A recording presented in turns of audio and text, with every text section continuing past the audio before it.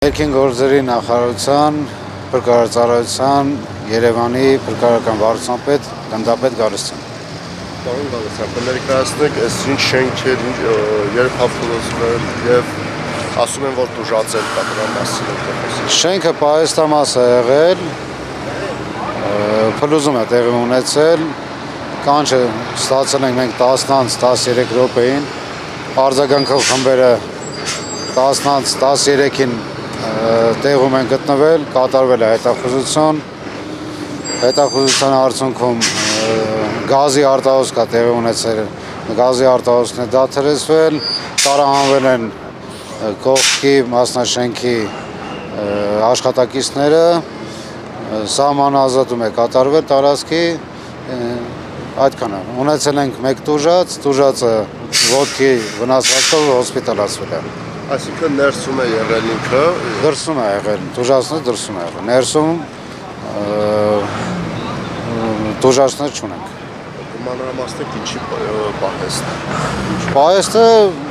սննդի պահեստամաս է։ Մեկը ասեցի կողքից աշխատակիցներ եք տարհանել, այնտեղ ինչ։ Անվտանգության կանոններից ելնելով,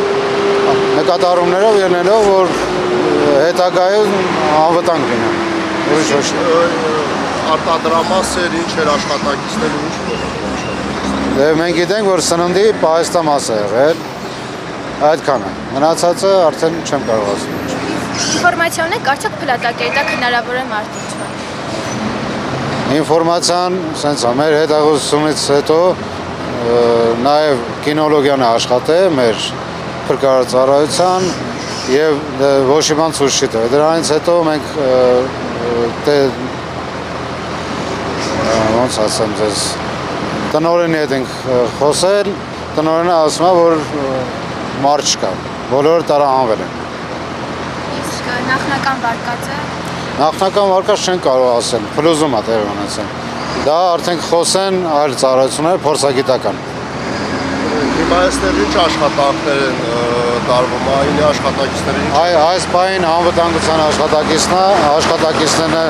անվտանգություն են ապահովում, մինչ արդեն հաջորդական ծառայությունների թույլատրությունը աշխատանքների կամ միջամտությունը։